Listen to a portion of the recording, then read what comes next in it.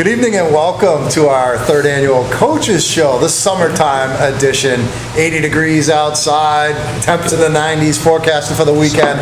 Why not talk some high school basketball with some of the best around, the coaches from around the state. All four divisions represented tonight. I'm Pete Terrier, got Dave Haley from NH Sports Page on the other side of the table. We'll start off with the introductions. We've got Jay McKenna from the Winnacunnet Warriors.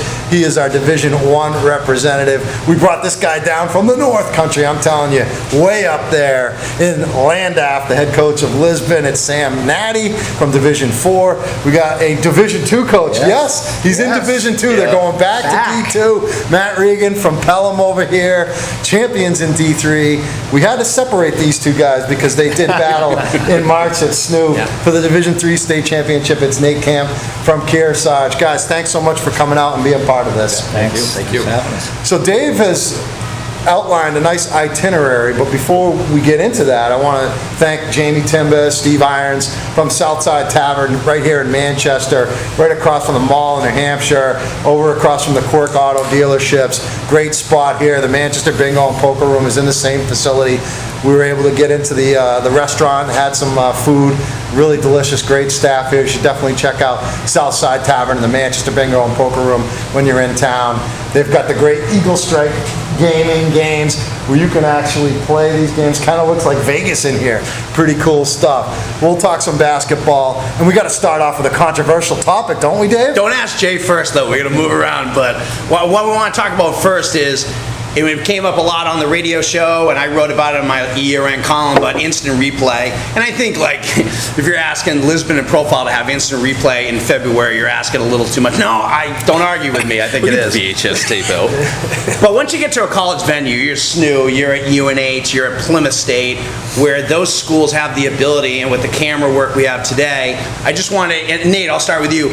Your thoughts on instant replay? Obviously, we saw what happened with Merrimack and Central. Thank God they got the call right. Kudos to that officiating crew. But they were split hair off and getting it wrong, and those Central kids walking around with runner-up jerseys when they, in fact, won the championship. So I'll start with you, and I want to hear everyone's opinion. It's 2016, going into 2017, the technology we have, Twitter, social media. What do you think they should be doing, and what do you think the NHIAA can do as far as instant replay? To be honest, I mean, that was a great finish. The Division I final was unreal, and I saw there were some people that were at that game that actually had their iPhones out, and they were all looking at the clock as it went off. But that was a great finish, and certainly, we had one in the quarterfinals to get to the semis with Franklin. That was a couple, close calls down the stretch where was there a foul, was there not? The buzzer go off. It's a tough one. I mean, obviously, when you get to the bigger venue, I think it may be something to investigate. It worked out in our favor in the quarterfinals, and we had to kind of win the game in overtime, and we thought we had won it in regulation. But it gets loud. I mean, obviously, it's a heated environment. There's a lot at stake, and especially when you get to the semis and the finals, it could just decide a state championship. Well, let me ask you that: could you have handled that if you're Doc Wheeler and it's reversed and you lose on that? Right. Can you handle that in a day? Now, listen, when you and I were playing, they didn't have it, and so forth and so on. People were taking slow, and then the poof and like the bulb would explode and so forth. But I mean, now we're to like modern times where you mentioned social media. People had pictures of that shot at Merrimack right after. Would you have been able to handle that, honestly, like if you're on the losing end incorrectly? The hardest part would probably be having to explain to the kids. Yeah. You know what I mean? And in the Franklin game, there was a lot of chaos, and actually the crowd had stormed the court at the end of regulation, thinking that we had won, and it wasn't over yet. So there's a lot of explaining, and then in that chaos, you just don't want to see a kid's, high school career end in that situation. Yeah. And so if it can be done, I don't know the logistics of all of it, but certainly something to investigate. Jay, you benefited from the opposite situation. Correct. Your team was awarded a win in that game against Salem where they hit a basket that seemingly won the game. The officials didn't see it. Neither official saw it. They went to the scorer's table. They checked out the situation. In your heart of hearts, you probably knew then and there, maybe, definitely after you saw it on film, that you were awarded a win that you shouldn't have gotten. And that kind of beat you up inside a lot, didn't Oh, it was a it? very difficult weekend coming out of that, because even on our huddle, and that's another thing that we can talk about, is this idea that we're on huddle. I don't know if you guys Yeah, are using we got huddle as Huddle well. too, yeah. There's each Hasn't got to Pelham yet. has a way to film. You know, so I'm even to the idea of, even in a regular season game like our game, is it too much to ask, or could it be done where we have 5 people, a 5-person committee? It involves someone from the NHIA, it involves someone from the referees, a couple of coaches. We submit our huddle tape. Rob from Salem, he submits his huddle tape. They look at it independently, and they make a decision from that. And that changes. You know, if you watch both huddle tapes, you're going to see one of those is clearly going to show what took place at the end there. And our huddle tape wasn't even that definitive because of the kid from Salem that jumped up. Yeah. And it was, you know, you showed it to people, and 50% of the people would say, "Oh, that went in." 50% would say, "I don't know." Salem's tape, I guess, was clear. I saw it on an iPhone. One of our JV kids had it perfect on an iPhone. But it was very difficult because they got the win. They made the shot. They played better than we did that night, and they deserved to win. So it was a very difficult weekend, and we tried to do the right thing and you know, try to appeal it, or whatever technically it was called. We wrote a letter, and that's how we tried to handle it. But put us in a very difficult position. It sort of feels unnecessary, though, in this day and age, right? It doesn't feel like you have to be, it doesn't feel like that has to come to that. You have an answer, you see it on film, right? Yeah, and I think, you know, the issue would be, what are the parameters that it gets used for? You know, I think at the college venues, at least, you know, end of games, you know, shot goes in, you know, the buzzer go off, things like that. I think that could work, because I can't imagine that those colleges would have any trouble using their equipment.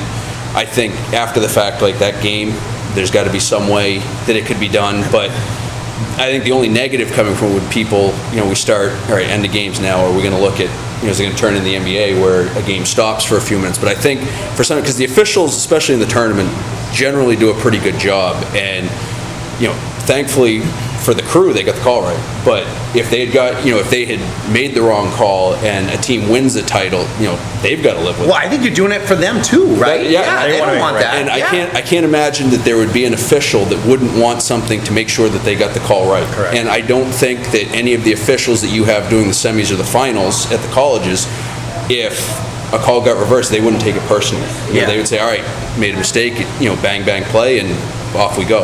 I think that would, you know, it'd be feasible to do at the colleges. Matt, let's go back to the game at your place against Cone at the regular I season was actually going game. to bring that up. You know, there was a foul called against your team, basically as the buzzer sounded. Simeon Hodgson was fouled on a drive, went to the line. It was either 1 second or no time left. I think they ultimately put 1 second on the clock. I'm not so sure you want to go that far to kind of look at that play or not.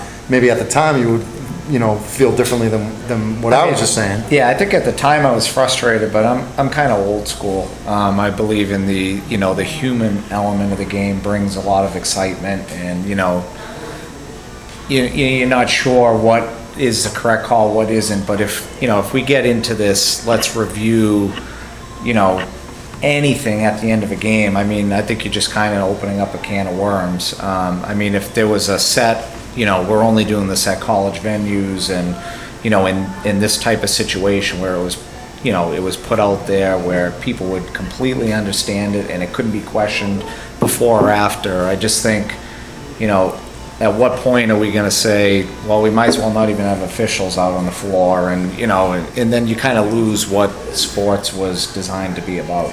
So let me go, before we move on to the next topic, yes or no, I'll go to each one of you. Pressure's on you because I'm asking you first.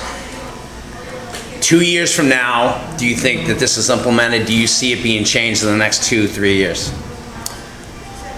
You gotta say yes or no. I'll go yes. Wow. I don't think it'll happen, no. I don't think it will either. I don't think it will. Yeah. Why do you think yes? Well, I think if you can do it at like the collegiate level, the technology is only going to get better. I'm not saying that the officials are doing anything wrong. I'm just saying, like, let's say there's a tip dunk and the ball's in the cylinder or something, and it's like at the buzzer, something like that, or the last second shot. Yeah. Who knows? I don't think it should be for a block charge call, and nothing like that Right. at all. It's just mostly, you know. I think it could be used if it was to decide, you know, if the shot got in before the buzzer. Exactly. A winner or At the loss. buzzer. Absolutely. You know what I Something mean? like that. State championship. I mean, we saw it, and we saw it during the regular season. My whole thing is I feel like life sort of gives you a little, gives you some warnings about things. I made an analogy about like earthquakes and stuff like that. I mean, life gives you warnings. I feel like we got our warning, and if we don't do anything about it, it's just going to happen big time. And I'm telling you, that guy's going to get it wrong the next time, and it's not going to be his fault. And Merrimack's going to be the state champions, and Central's going to lose, and they're going to have to live with that for the rest of their lives because somebody made a mistake when everyone knew. And the thing about, not to go over too much, but everyone knew within 7 seconds. People were running up to Jen and McIsaac and I on the sidelines and showing us the play within a minute. I mean, that's just the way technology is. All these kids got a phone, and so we knew right away he was right. And I was the guy who actually told him down in the bowels of UNH that he got it right. Great for him.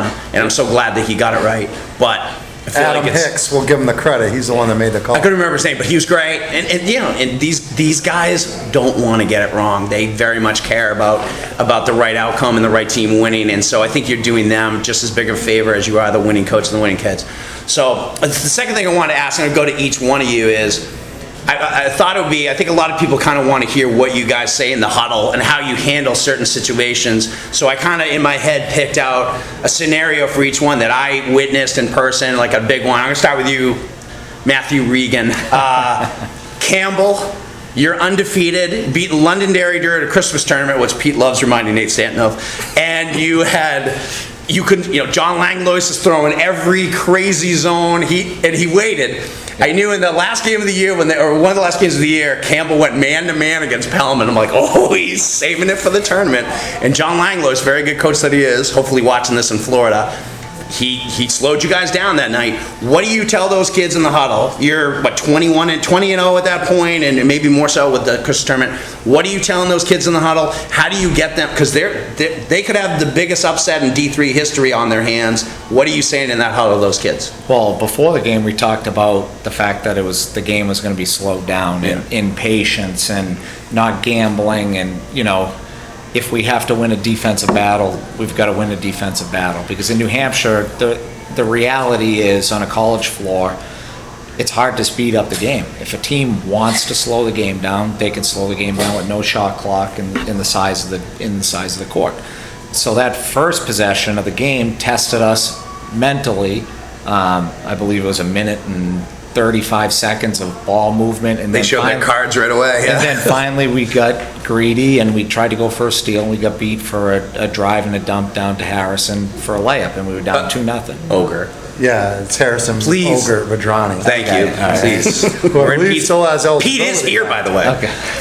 So, we knew right after that it was going to be, we were going to be tested, and then to come down and see a defense you haven't seen all year, and that was one of the things that we didn't prepare for, which I thought we did a better job of this year, even though we we weren't as talented, but we prepared for different types of zone defenses on Keith. And so basically at halftime was, guys, this probably isn't gonna, we're not gonna design an offense here at halftime.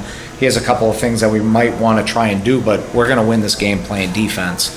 And I still remember with a minute and a half left to go, Campbell got the ball, and they took a couple of long threes, and we kept missing the rebounds, and they kept getting them, and finally John called a timeout with 48 seconds left. I go, you're not touching the ball again. Yeah. You will not see the ball again. You need to do your job, not make any mistakes, don't gamble. How'd they look at that moment? That group was, Yeah. they believed in themselves. They never felt like their back was against the wall. They didn't feel any pressure. So I basically said, you got 48 seconds to play defense, and as long as the ball doesn't go in, you win the basketball game. Yeah. But I said, please don't gamble. We don't need Yeah. any heroes. Keep the ball in front of you, and if they make a tough shot, then you're going to lose, but let's not give them a layup. Would you yell, Pelham survives? I just remember, I think it was Keith Brown, high stepping it across the floor at SNU. Let me ask you about at SNU, the semifinals against Conant, where twice, once at the end of regulation, once at the end of overtime, they had shots that could have maybe sent the game to overtime, I guess won the game at the Won end of the game at the regulation, yeah. and then sent it to a second overtime, maybe won if they hit a 3, I can't remember what the Yeah, final we score were up was. 3 at the end, but So what are you saying to the kids, because Saucier called a timeout, Right. probably prior to both of those possessions? again, similar to what Coach Regan's talking about, I mean, that game was going to be a defensive battle. I mean, we knew that if we could keep them, that game was like in the low 30s. I think it was in the 28-28 at the end of regulation. So we knew that was going to be a grinded out game, and that was going to be in our favor because that team is pass cut, get a backdoor, look for a layup or within like 10 to 15 seconds of that possession, they're going to be scoring, and that's how the Sauce has them going. So we tried to disrupt that, but late in the game, it was, I think, our length that kept them out on the perimeter, and then no one really, I talked to Sauce about it, like no one really wanted to take a shot for him. They didn't know who was going to take it, whether it be Simeon or, DeGranier, they went back and forth. They didn't get one off in regulation. And then in overtime, we got a couple of layups to start it, got us going, and then, we held on. And I think they diagrammed a good play in overtime, but we switched the screen, and I think, Nordzy's length out on the guards just kind of caused them not to get that shot off, and it was, in our favor. And the joke is like, I probably could have fought ISIS myself that night. I was so adrenalized. I mean, it was unbelievable. Yeah. All right, so one of the most memorable semifinal games, I was not there, but I've watched it on DVD in Landaff, New Hampshire twice. I don't know if you've ever been there before, but your dogs were jumping on me while I was watching it. But you're playing Newmarket, and this is what, 3 years ago when you guys won the championship. You're big underdogs. You got a great player in Chad Knighton, and you had the legendary Derek Roberts, and who should never buy a drink in the town of Lisbon again for the rest of his life. But I think he's of age now. But you're down big. Christian Hawkins, Jamie Hayes is a terrific coach. Newmarket's just beating up on you guys big. You make a little bit of a run at the end of the half. How much were you down to start?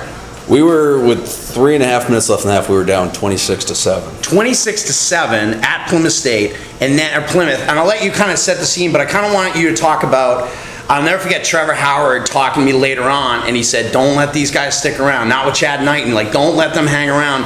And that's exactly what you guys did. Talk about the end of the half, not even like when you won at the end of the half, and then what you said to the kids at halftime. I think, one thing that helped us in that game is through all 4 playoff games, we didn't lead for more than a minute or 2 in a game. We had a triple overtime game against the 12 seed. Molten Borough, Drew Swedberg came back after missing the entire season. Getting 32 or something. Yeah, I think they hit 12 threes, and it was, we survived that one, had a rock fight at Profile, so we got tested. It's a good profile team. Yeah, it was a very good team. It was like 35-30 or something like that, a good old North Country game. Then we get down to Plymouth. I remember getting interviewed before the game by somebody, and my only fear was getting down big. They played with a lot of pressure. They were stacked. They had been there before. They had been there for 5 or 6 years at that point. I remember saying before the game, get some pressure on these guys, make them think like, here we go again. And then they were up 26-7 with 3.5 minutes So that's out the window. Yeah, so that was out the window. And I remember calling a timeout with like 3.5 minutes left, and trying to find. We scored 7 points in 13 minutes. You're just grasping at straws at that point. I remember just saying, cut it to 10 at halftime. Somehow, some way, and we did. We hit a couple of threes. Got a stop at the buzzer, and I remember watching on tape. We went into the locker room, a lot of energy. Everybody was confident. You see Newmarket go behind us, and they were, they had that look like it's happening. It was funny to watch, and you've probably been in this scenario, all you guys. They're down 9 or 10 and a half. They're sprinting in the locker room, and Newmarket is walking in and going, "Is this a game? Are they still in this thing?" And like that was right. Yeah. And you guys came right out in the second half. And then in the locker room we said, we've got to keep momentum. We've got to cut it to 4 or 5 going into the fourth, and we went on like a 12-0 run to start the half. So that once it got to that point, I wouldn't say I was confident because we had a very good player in Chad Knighton. Who I think blacked out for 5 straight minutes. Yeah, he had one of the all-time great individual halves I've ever seen. Sprinted as fast as he could, just jumped up and threw it from 25 it was basically feet, went right in. Just chuck it and it would go in one of those games. Yeah. And we got some stops. And even the last play of the game, they missed a free throw with 20 seconds left or so, and we come down to the rebound. We get you when we call timeout, so I can draw a play up for the kid that's balling. So he just took the ball down the floor, hit like a 15-footer over a couple of guys. Ball spun around, went in, and at that point, it's just. Was that your first lead? That was our first lead with 9 seconds left. Because why would you want to leave any earlier than that? And it was one of those things like you just keep telling the guys like just keep doing what you're doing, keep doing what you're doing. We're fine because we didn't play poorly. We were like 3 for 18 to start the game from the floor. Yeah. We ran okay offense, but once we started to get a little confidence, a little momentum, it helped us, tighten them up a little bit. They made a couple mistakes that they didn't usually make, and we pulled it out. You guys went to Pinkerton in the quarterfinals. You had beaten them during the season. I covered that game at your house. But that's a really good team. They didn't have Brennan Morris, but they still got Rizzo, who's my boy. I love that kid. And Romick and Olsen. I mean, that was a really, really good team. You had to switch defenses. You ended up winning the game to get to the Final Four.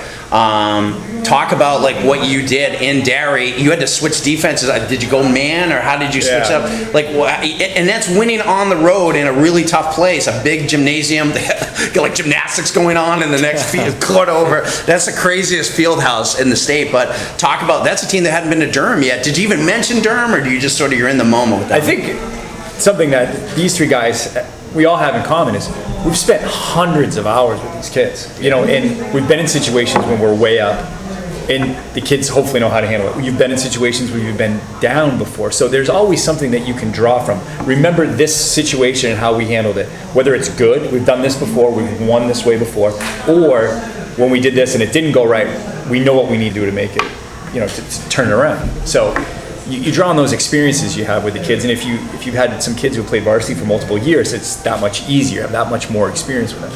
I think in that game, it mirrored our game from the regular season. We started off in man in the regular season, and they jumped way out on us. I remember that. Yeah. They jumped way out on us. They were up 15. Bingo. They were up 15 or so, and in the regular season, we switched to zone. And we were able to slow them down. We were able to get back into the game. We went on a run in the third quarter. They started taking threes. They started settling. They started taking threes. So in the playoff game, it was the reversal. We came in playing zone. They went right up again. They were up 15 or 17, and we switched it up on them. We switched it up to man, and then we just started chipping away. And that was the idea. Guys, we've been here before. We did this before. We were down 15 to them before, almost at the exact same time, and we were able to be successful.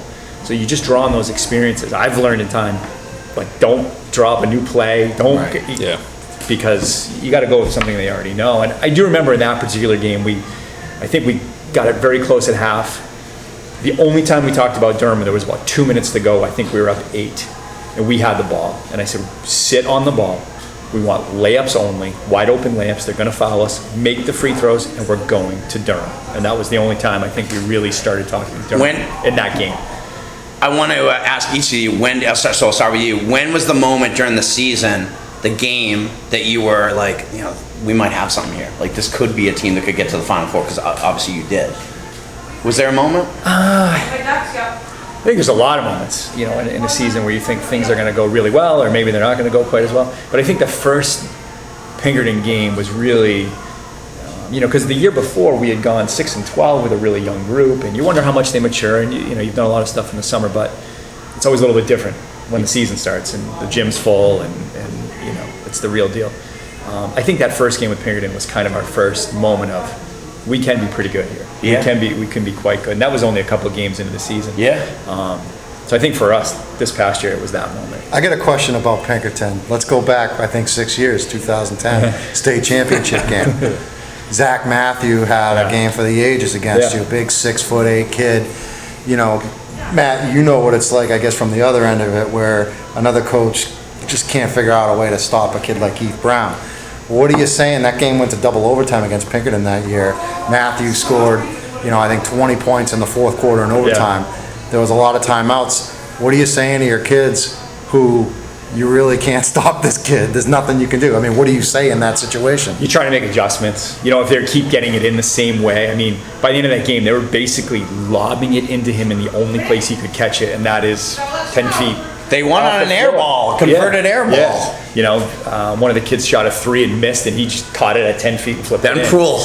And I thought he did score a ton of points that night, but believe it or not, I thought we made it pretty hard on him. We made it difficult. It wasn't just easy entry passes into the post. we made them throw it one place where we couldn't get it, and that's what they did. That's what they did. And he did. I mean, he had one of the best in 20 years of coaching. He high had school the hoops. record, the state It's record. the best performance I've ever seen.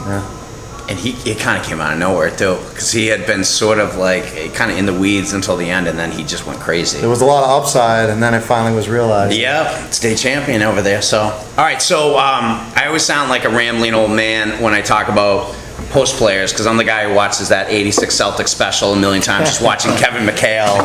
And I'm a guy who got to play men's league till he was 42 years old because I can up fake and up and under and spin move on you.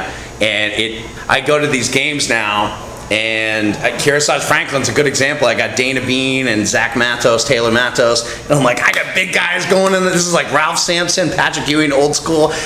They're just shooting 12-footers. Like, for the most part, you guys do a nice job with the dump down passes to the bigs.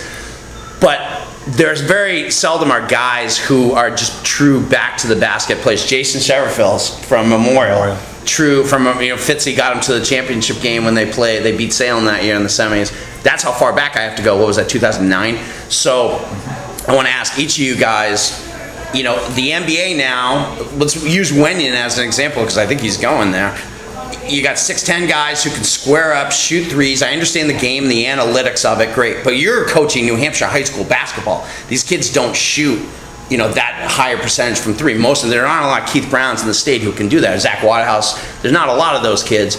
So what has happened to post plays? Do you teach post plays, and do they just not want to do it? Nate, I'll start with you because you've got some good big men over there. You guys do utilize a dump down, but do the kids, are they resistant to it, or what is it? In our situation, we benefit having size. And two brothers in particular and a couple other kids. We've got another young kid coming along who's about almost 6'4" as a sophomore coming in. So we'll have some more size again this year. We try to do a lot of high-low looks. Yeah. So if they're gonna try to take that entry pass away, we try to make the team pay and reverse the ball a little bit and get the entry from maybe the top of the key. But we do a lot of guard work throughout the season, even with our bigs, like constantly. And we do a lot of that with the middle school kids, and just everyone's working on ball handling. And so that part of it, we try to hone in on all the kids. Obviously, when you have some of our size, we'd be crazy not to utilize it. And so we do set plays for those guys. I think part of it, from the NBA down, a lot of teams are going 5 out. Or 4 out, and spreading the floor out and creating driving lanes, and so kids see that, and then they immediately are like, oh, I can be a guard, and so that part of it. Everybody wants to be Steph Curry and being on the perimeter, so it's tough. I remember that Pembroke team 2 years ago. Dom Timbus, who could handle the ball, is going to play D2. But you had a lot of kids in that team, Rob Wilson, and I was just at Max Curran, who another college basketball player. These are very good players. But I was amazed they couldn't score in the paint, except for Dom Timbus going the hoop. He could. But they couldn't back anyone down and score. And it's just amazing to me with all that size that they're shooting jumpers. And so I feel like they kind of gave up the one huge advantage they have. Matt, you do a lot of skill development work and so forth, and you've had a kid like Ryan Cloutier, who's a big kid who likes to play in the perimeter and a great player too. What are your thoughts on that?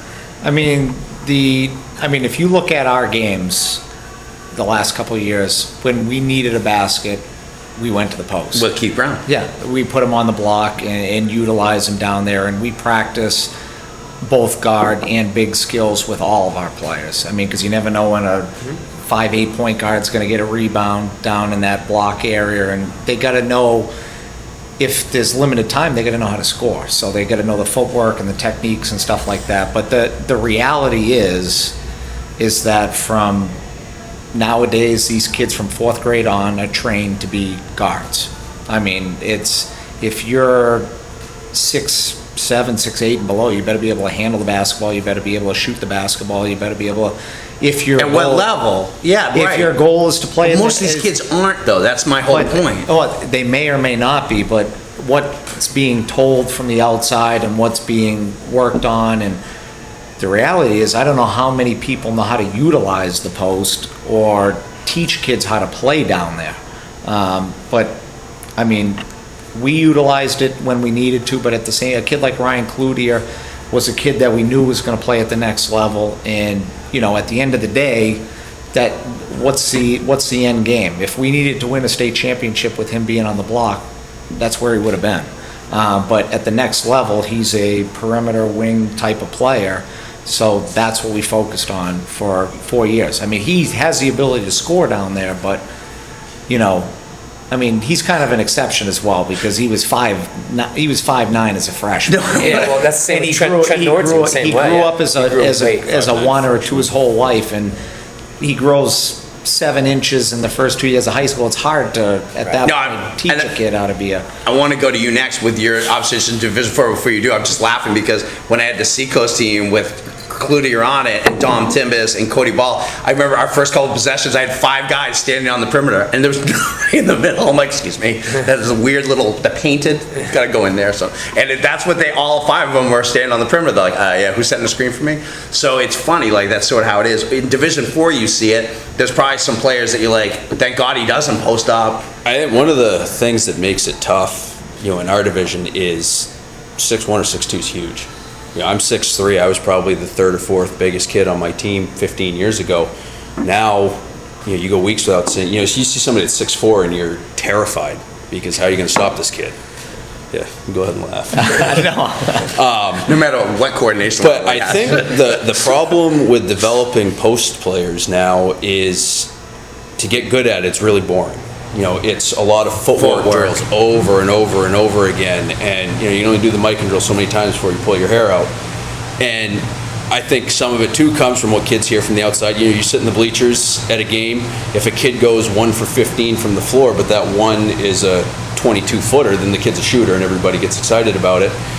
Put a kid on the block, you know, he can go 8 for 10, and everybody says, how'd you miss 2 layups? You know, and so I think the instant gratification that we see kids have now, they don't want to sit in a gym and do boring, repetitive drills for an hour. You know, they want to get out, they want to run the floor, do shooting drills.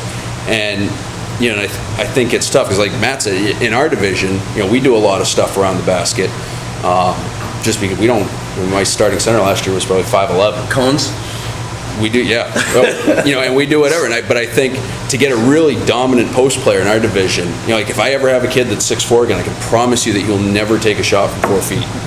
You know, and we're just going to dump it into him all the time because it's kind of becoming a forgotten thing. And even you watch big, whether it's Division 4 all the way up to Division 1, a lot of the biggest, their footwork is terrible. You know, they trip over themselves when they catch the ball because they don't want to practice because it's not fun. I think the other side of it is you had a true post player, a kid who comes in, I don't think anyone know how to cover him. I mean, these guys are pretty much covered all there is to talk about, but we do what Matt does, and every day everyone is working on post moves and everyone's working on guard skills. And we've found that there's very few kids who know how to guard the post. Yeah. That also is a lost art. So if you can get a kid who can play on the block and Palm fake. All you got to do is palm fake. we've got a couple of guards right now who are pretty good at posting up. They've Yeah. got a little height advantage. We can, you know, we have some things in our offense where we can get them down on that low block and get the ball. Viviano's a kid, Viviano's yeah. very good at that. Yeah. So I think there's almost the pendulum has kind of swung back that if you can take advantage of it and get your kids to go down there, very few kids really know how to guard it. So it can be used to your advantage tremendously. Give me a 6'1" kid who can just pump fake. I'll get that kid 20 points a game. Give me a program. Do you have a 6'1" kid? I might. Oh, I think you just Someone lied. might have transferred in. Yeah, I'm hoping. I'm working on that pipeline. I think you just lied on camera. All right, so the last thing I wanted to cover is we're 33 and a half minutes into this, and we want to go about 40, so I think we're right on schedule, but whether it's fair or not, and everything goes in cycles, everything in life. You know, some years, you know, the play is higher, and some years it goes a little bit lower. Next year is going to be a lower all-around year level of play. And I think all 4 divisions. I think D1's got a chance to be pretty good. Portsmouth especially going up there. But the level of play is down, and a lot of people say, I might be one of them, how's the level of play down when they're playing 60 AAU games a summer? So if they're playing that many AAU games, how are they not getting better? I have my feelings on good AAU programs and bad ones. I've mentioned some I don't think are very good. I've mentioned some that are good. And Noah LaRoche, I think, does a great job. I think there are a lot of programs that do a good job. What do you guys think about, you sort of lose these kids? Matt, you work with some younger kids at the AAU level. Nate, a lot of you kids are in different programs. The Longhorns is a good program. What do you guys think? Matt, I'll start with you. What are your thoughts on AAU and what these kids are learning, and how are they coming back to you after they play these 60 games? Well, the reality is you could play 1,000 games. If you're not playing the game the right way, you're not going to get any better. And I feel like at this point, now being in the AAU circuit for 3 years, going on our fourth,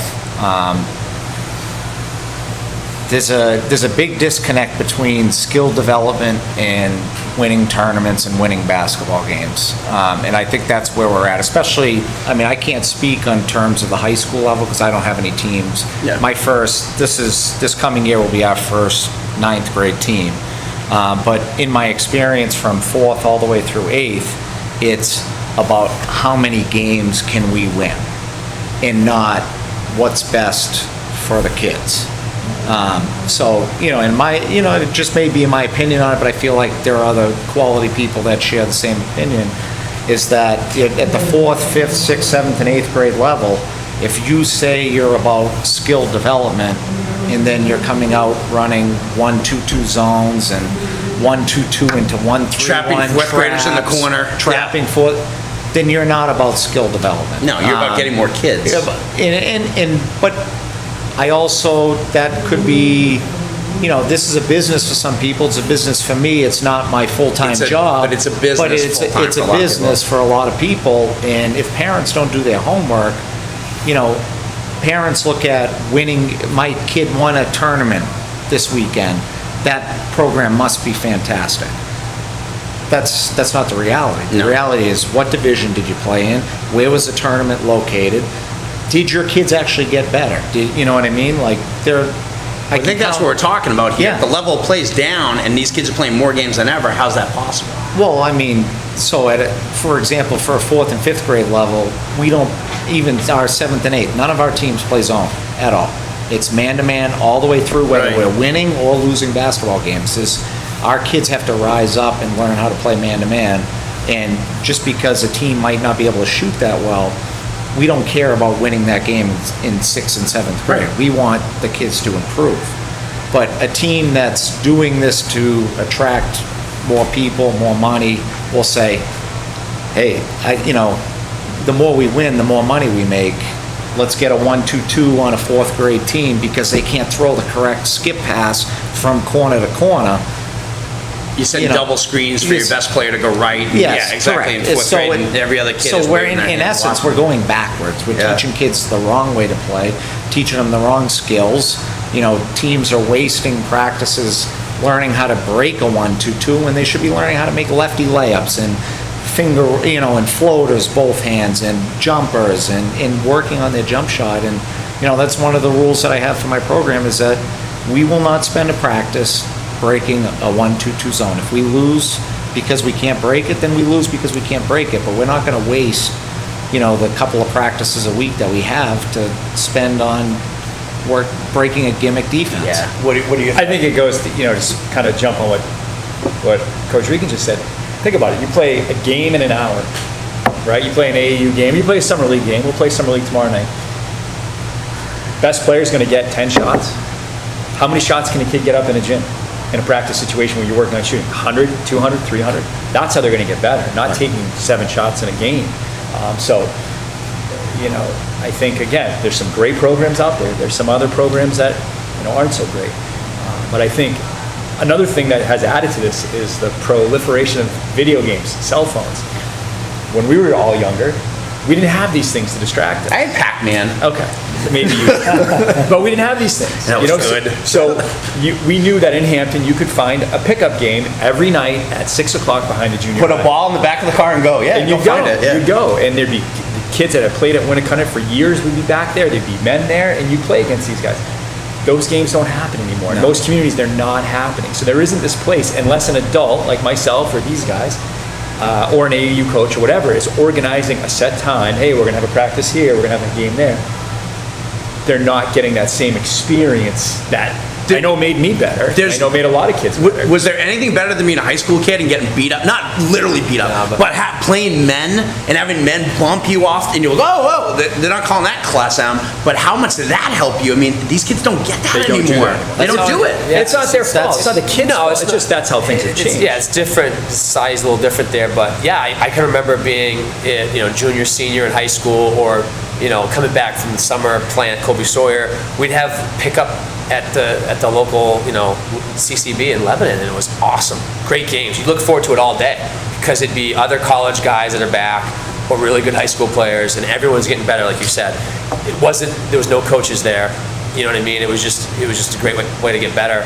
And we did some AAU stuff too, but I think, getting your point, like there's some really good programs. I think that there's some situations where kids are told something and then promised something, and then, like you said, certain teams are looking to expand their horizons a little bit. But my big thing I tell all my kids is if you can just get reps in an AAU program, practices are probably even better than the weekend tournaments. If you're going to go practice with the Lebanon kids, or you're going to go to the Seacoast, whatever you're going to go do, get reps, get better, and then come back and lead.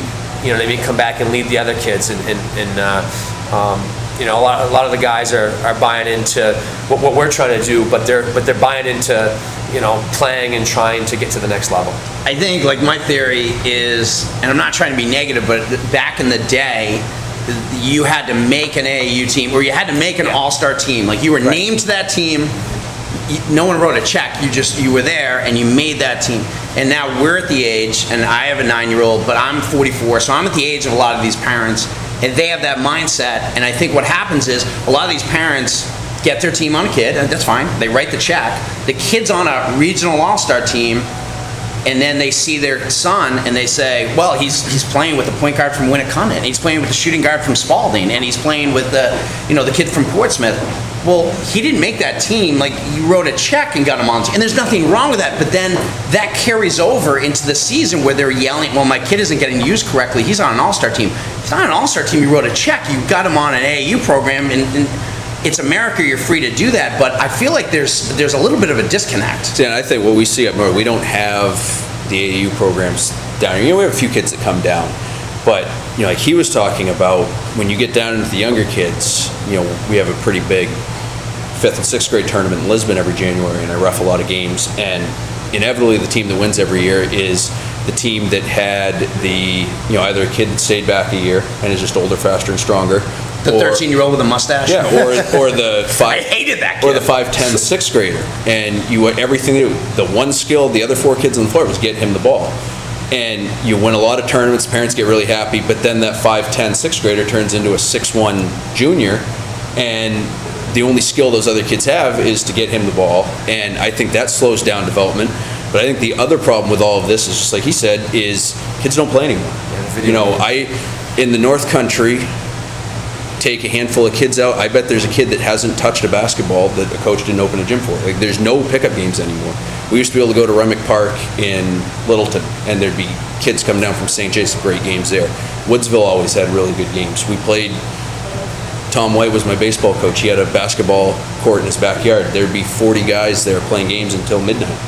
And we didn't need to do anything in the summer because we played a million games. And I think, you look at a high school game on a Friday night, kids are gassed when they get done. You don't play, if you have to play it back-to-back because, a game gets snowed out or something, your kids are drained in the second game, you're just hanging on.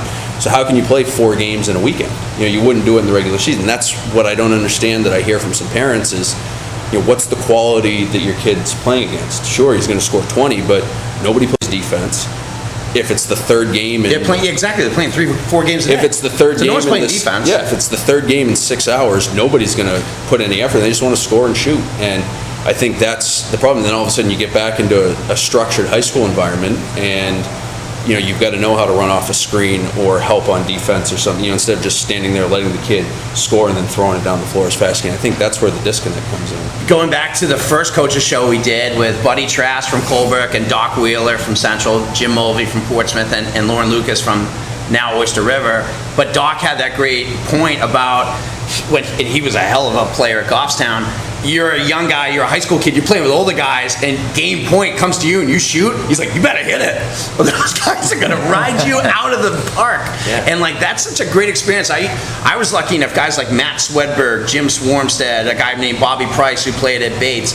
These guys were great college players, and I was in high school, and they beat up on me pretty good. I mean, Matt Swedberg was an unbelievable player, and he had elbows too.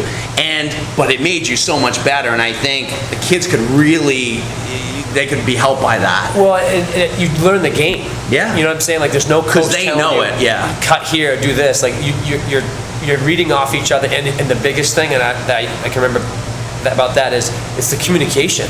You'd have to be like, screen, back cut, or, all that, where nowadays, some kids are just too quiet. You know what I mean? And that, you just need to communicate and be a part of it. Well, you just made me think of something. Your practice when you coached the New Hampshire team, and you guys beat Vermont because Justin McIsaac and I brought them fruit before the game. That's right. And you hit a shot or two, but whatever, we brought fruit to the team. But you had a practice, and you were playing my buddies, Mike Walchek, Alex Burt, a lot of those, Ethan Betts. And I remember Mike Romp saying, do you hear that they're talking on defense? And this was a New Hampshire high school, and you guys were saying, these were pickup, former college players, but they were talking every screen, and I remember you guys stopping and saying, are you listening to these guys? They're, and it's an art, Well, it's a challenge, I think, for all of us, is getting the kids to talk to each other on everything. What we always say to our kids, if you think it, say it. And whether it's useful or not, at least someone hears what you're saying. Say something. And they can sort through what's useful and what isn't. But if you think it, say it. And we're adamant with our kids in practice. When we do our stretching drills, they have to talk through the stretching drills. And it has become kind of a joke for our guys, and they laugh it up and stuff, but at least even that, we're okay with that, because now they're talking, they're communicating, they're kind of goofing off. Besides I'm open? Yeah, besides I'm open. They're goofing off, or they're communicating. It's starting to get the energy level up to start the practice, and it's, but that's always one of the biggest challenges for us, is just getting the Well, kids to talk. I've been doing high school clinics all summer long, and I've got kids coming from probably 6, 7, 8 different high schools, and we've been doing some competitive 4-on-4 stuff, and it's literally like a morgue, so today I had enough of it, so I put, Keith works for me in the summertime, so I put him in there, and all of a sudden he starts talking and it becomes infectious, so, it's also about finding that guy that can kind of get everybody, almost not afraid, break the ice type of. And I think too, talk is intimidating. If you've got 5 guys talking, then, especially in our division, the games that we play well defensively, we just talk and it rattles, teams. And if a team is silent, I always try and tell the guys, if you're playing a team that doesn't talk, you're going to score at some point, and just by doing what you're supposed to do. You don't need to do anything great, because they're going to miss something, but if it's a team that talks and just never stops talking, then you know that you're in for something. Yeah. I think that's the top, so I think that's good. What do you think, Pete? Yeah, I just got to get back to my Pokemon Go game. It's been 45 minutes. I'm worried about you wandering into traffic out here. Yeah. Better be communicating. Exactly. Well, it's been great talking with you guys. Thanks for coming out. Jay McKenna, Winnicott, Sam Natty, Lisbon, Matt Regan. Division 2 Pelham this year, and Nate Camp. Happy about that in Division 3 from Kearsarge. Thanks to Jen Chick. Thanks to you, Dave Haley. I want to thank Jamie Timber, Steve Irons here from Southside Tavern, Manchester Bingo and Poker Room. We'll be back with our high school coverage, tipping it off in December with the Coaches for a Cause Jamboree year. We're going to be back this weekend. We're going to cover over Sean Young's tournament at Great Bay. We're going to have coverage of some of those games this weekend. The rebuilding Pelham Pythons. It's a monster game. Yeah, these two are going at it Friday night. So we're going to have some footage, and Great Bay is a new partner of ours, which we're really, really excited about. We're going to cover some Great Bay games. I thought Sean Young was out of my life forever, but we continue forward with him. And we couldn't be more excited about being partnered with those guys, and more partnerships to come, and we're going to be over there this weekend with some footage of that. So we'll keep it going. This weekend we're going to have good footage of that as well. Yeah, we hope you enjoy the look of the new website.